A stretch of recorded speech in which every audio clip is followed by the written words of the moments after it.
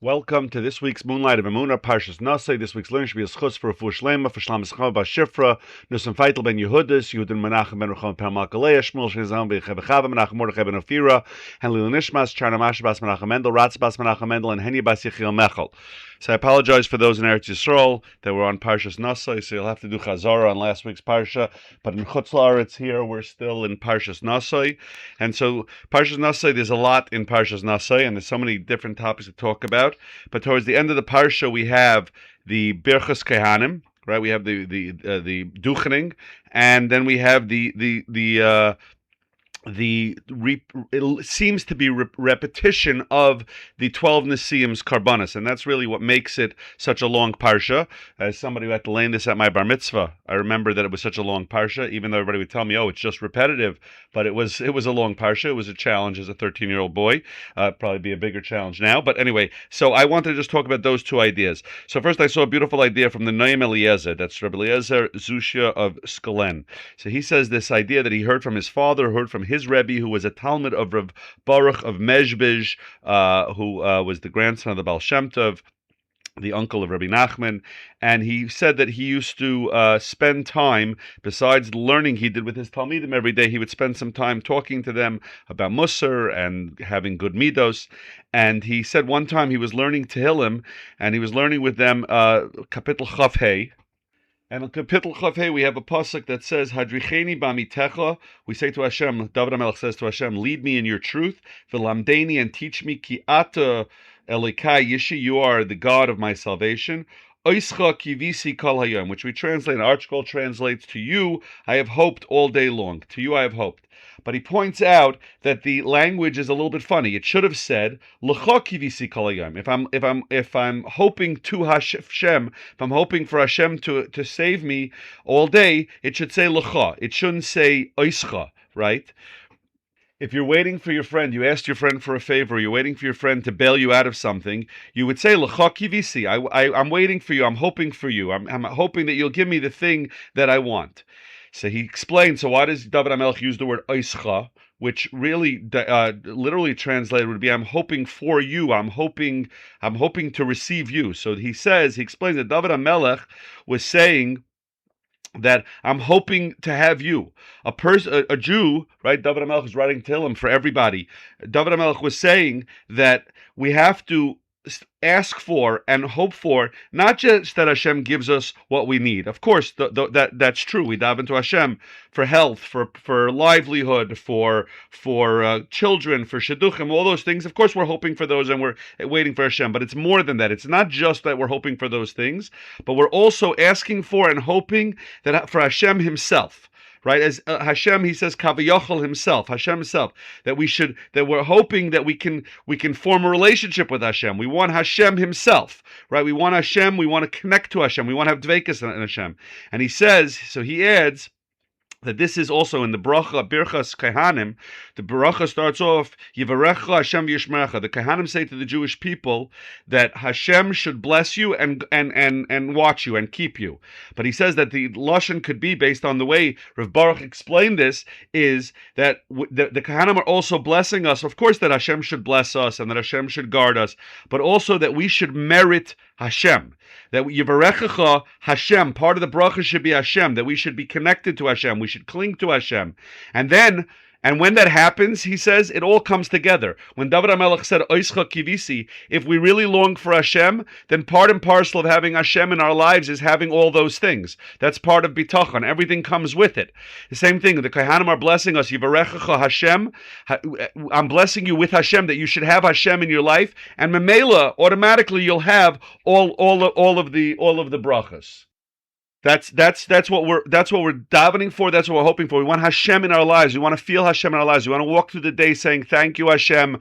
Please, Hashem. I love you, Hashem." We want all those things, but we want to really feel it, not just to say it. Anybody could say it, but to feel it and to know that anything happens good, we say, "Thank you, Hashem." If there's something challenging, we say, "Please, Hashem, fix this for me." We rely. We cast it, as we quote very often, "Hashlech al Hashem, Yahavcha v'yuchal kalecha." You cast your burdens on Hashem, and He'll take care of you. But in in order for that to happen, you have to be habitual in casting things to Hashem. Okay, then I saw another. Moving on to the Nesiim. So I saw a beautiful idea from one of the Biala Rebbes. He says as follows. He says that.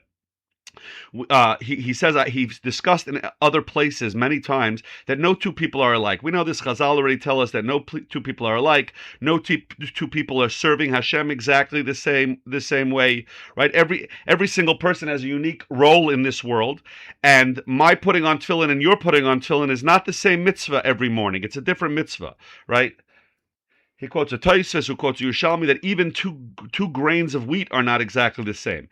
Everything has a specific role. Everything is very specific. But he says it's not just that my mitzvah is different than your mitzvah, but my putting on tefillin today and the way I put on tefillin yesterday are different, and the way I'll put on tomorrow are different. Each one is very unique. It's not that I'm just repeating the same mitzvah. It's not that I'm just repeating doing the same mitzvah another time. I put on tefillin again, right? Because if that was the case, he said, then Hashem would only command us to put. If the whole job was that I have to put on tefillin, so I could put on tefillin once and be yotze the mitzvah properly, and that would be done. The fact that Hashem tells me to put on tefillin every day, I'm just using tefillin as an example. Insert any mitzvah here, right? But if Hashem tells us to do certain mitzvahs every day, or every Pesach, or every Sukkot, it means that each one is doing different things. It's creating different corrections in Shemayim. It's creating different things in the world. It's not the same mitzvah over and over again. So my putting on tefillin Tuesday morning is not the same as putting on tefillin on Wednesday morning. So not just is my putting on tefillin unique, but my putting on tefillin each day is unique. Now that comes with a very big achrayus, it comes with a very big obligation, but also a very big chizuk, very, very big strength.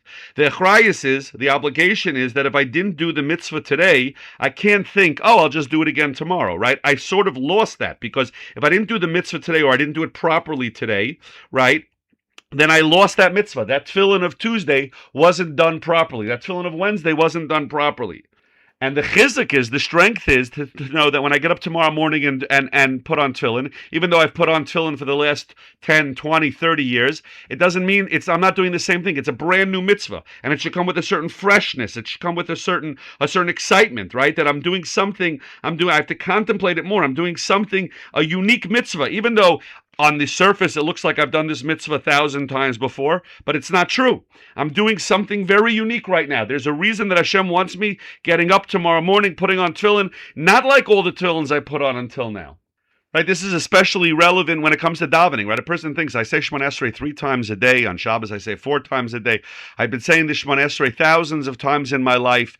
Like, it's really repetitive. It's somebody might say, Chas v'shalom, it's boring, right? But the truth is, every tefillah is unique. Every tefillah is based on what's going on at that moment. And when I go to daven mincha today, this tefillah that I am going to say today has never been said in the history of the world. It's a brand new tefillah that I am saying, this person, me, on this day, this tefillah, it's a unique Shemona Esrei. It's never been said before.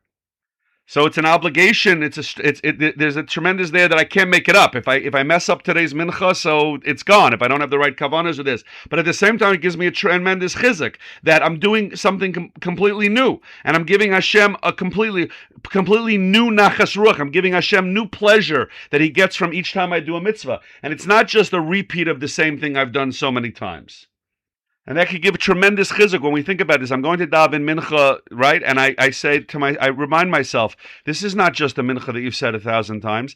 This particular tefillah you're about to say is a one in a trillion. It never existed before, will never exist again. This I'm recording this on May 27th at about 5 o'clock. Many people are going to go to mincha. This mincha on May 27th that Dov Elias is going to go say has never been said with all the tzaddikim who've davened mincha, and with all the minchas that I've davened, and it will never be said again. It's such an opportunity. If I could do it properly, I'm giving Hashem such a unique pleasure that He can't get from anybody else or at any other time. This is a once-in-a-lifetime opportunity. Every time I go to daven, it's a once-in-a-lifetime opportunity. That's tremendous. It's a little scary also, because I don't want to mess it up, because you can't say, oh, I didn't daven so well now, I'm not going to daven so well today, I'm going to daven better tomorrow. That doesn't work, because each one is so unique. And where do you see this? We see this from the karbanos of the Nesiim, right?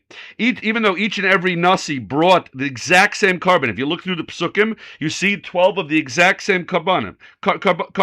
So when the Nasi of Shevet Yehuda, Nachshon ben Aminadav brings his carbon, it looks exactly like the Nasi of Shevet Menashe, Gamliel ben Pedotzer. Hamev Yavin, why I use that example. But Gamliel ben Pedotzer, it looks exactly the same. But the truth is that, so then we always, the famous question is, why does the Torah have to spend so many Psukim and make Bar Mitzvah boys so crazy? But it will just say this was what each one brought, because the truth is, even though on the outside, superficially, it looks like the exact same carbon, right? It looks like the exact same carbon, and really the Torah could just say ditto, ditto, ditto, ditto, right? But the truth is, what the Torah is telling us is, I'm telling you to be each Nasi because each one was unique, even though externally it looked exactly the same. It looks on the outside exactly the same, but each Nasi had his own specific mission in life. Each one had his own purpose. Each one was doing something completely different according to what his job in the world was, what his kavanas were, right? And the Medrash Rabbah talks about this a lot. So while superficially they looked like the same mitzvah, they were completely different mitzvahs. And as a matter of fact, in the pneumius, in the internal element of this, they had nothing in common. Each one was a unique, specific expression of this Nasi's purpose and goal and mission in the world. And the Torah teaches us this by the Nesiim, but says the Rabbi that this is the same for every mitzvah that every Jew approaches, right?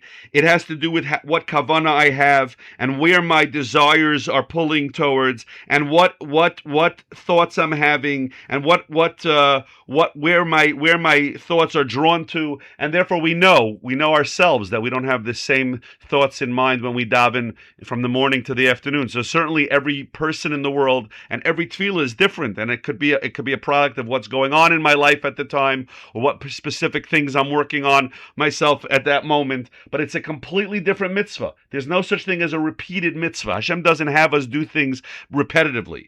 But that also means I can't just have a default kavana when I go to daven, or when I go to give tzedakah, or when I go to put on tefillin, or when I go to light Hanukkah candles or eat matzah.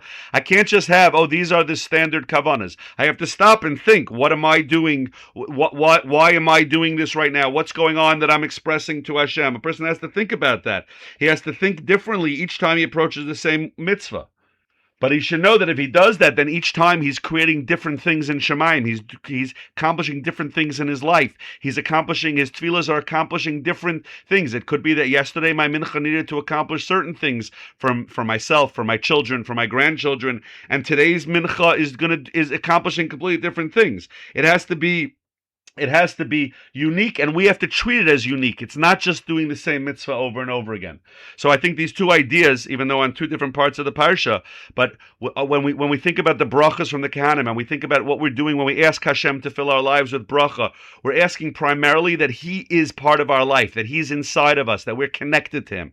And number two, we're recognizing that everything I do, every time I pick up a sefer to learn, every time I do any mitzvah, it's something unique, and it's a separate thing. It's a separate facet of my relationship with Hashem. So I think the two go very well together. It's all about building that relationship with Hashem. It's not automatic. It's not autopilot. It's what am I accomplishing now? How am I, everything I do, about to do a mitzvah, or even if I'm going to work, which is a mitzvah in itself, to provide for one's family, or I'm going to take out the garbage, it's a mitzvah to help out around the house, or I'm doing things, I'm eating so that I have the strength to connect to Hashem. All those things, each one is its own opportunity for a new connection, for a new level in our relationship with Hashem, for a new facet of that relationship. But that requires us stopping and thinking about that and realizing that each one is specific and unique. And with that, we bring Hashem into our lives. And with that, as we said before, all of the brachas come along with Hashem, and He gives us everything that we need. We're easier for us when we have such a deep relationship with Hashem. It's much easier for us to cast our burdens onto Hashem, to have bitachon, to know that He'll take care of us, and to see Hashem in our lives, and all the brachas that come with that in our lives. I wish you all a beautiful, wonderful Shabbos.